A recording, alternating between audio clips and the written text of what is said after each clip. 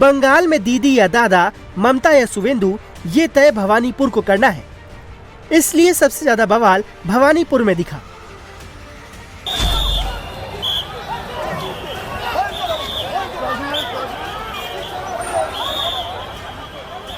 भवानीपुर ममता बनर्जी का गढ़ है। जब से परिसीमन के बाद भवानीपुर की सीट बनी है, तब से टीएमसी यहाँ कोई चुनाव नहीं हारी। 2011 में भवानीपुर में पहला चुनाव हुआ था और तब से लेकर अब तक यहाँ टीएमसी का कब्जा है। खुद ममता इस सीट पर 3 चुनाव जीत चुकी हैं और अब इस सीट पर बीजेपी के सुवेंदु अधिकारी ने जोरदार दावेदारी पेश की है। पूरे बंगाल में इस बार ऐतिहासिक वोटिंग हुई है।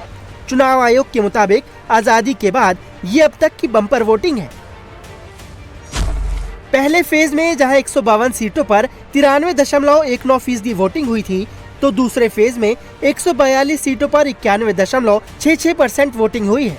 दोनों फेज मिलाकर बंगाल में रिकॉर्ड ब्रेकिंग 92.47% वोट डाले गए हैं। अगर बंगाल में वोटिंग के रिकॉर्ड की बात करें तो इससे पहले सबसे ज्यादा वोटिंग 2011 में हुई थी। तब 84.72% वोट पड़े थे और ममता बनर्जी ने लेफ्ट के 3 दशकों की सत्ता को उखाड़ फेंका था। उसके बाद इस बार 92.47% वोट पड़े हैं।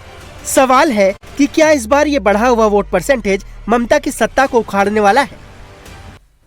तो बंगाल में दूसरे फेज की वोटिंग में हंगामा सिर्फ भवानीपुर में ही नहीं हुआ, बल्कि कई जिले में बीजेपी और टीएमसी के बीच हिंसक झड़प होती हुई नजर आई।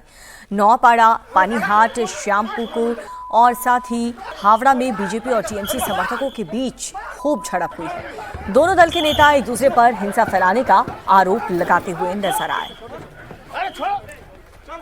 तो कल वोटिंग खत्म होने के कुछ समय पहले उत्तर 24 परगना जिले के नोआपाड़ा विधानसभा क्षेत्र के 120 नंबर पोलिंग बूथ पर हंगामा हो गया। बूथ के 100 मीटर के अंदर टीएमसी के कुछ लोग एकजुट हो गए। खबर ये मिलती है कि बीजेपी उम्मीदवार अर्जुन सिंह समर्थकों के साथ मौके पर पहुंच गए।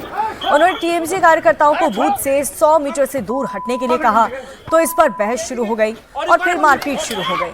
बाद में मौके पर मौजूद सेंट्रल फोर्स ने लाठी चार्ज चलाकर खाली करवा दिया।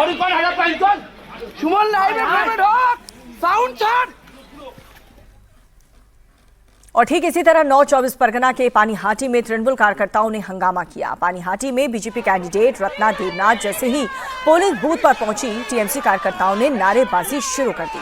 तृणमूल कांग्रेस के वर्कर्स ने आरोप लगाया कि रत्ना देवनाथ अपने साथ बाहरी लोगों को लेकर के आई थी, वोटर्स को धमकाने की कोशिश की। बीजेपी कार्यकर्ता भी मैदान में उतर आए और वहां पर हंगामा जबरदस्त तरीके से शुरू हो गया। इसके बाद सेंट्रल फोर्सेस ने दोनों पक्षों को समझा करके किसी तरह से अलग किया।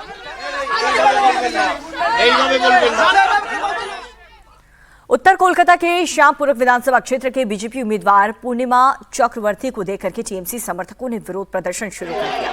तृणमूल कांग्रेस के समर्थक पूर्णिमा चक्रवर्ती को बूथ के करीब से हटने के लिए कहने लगे।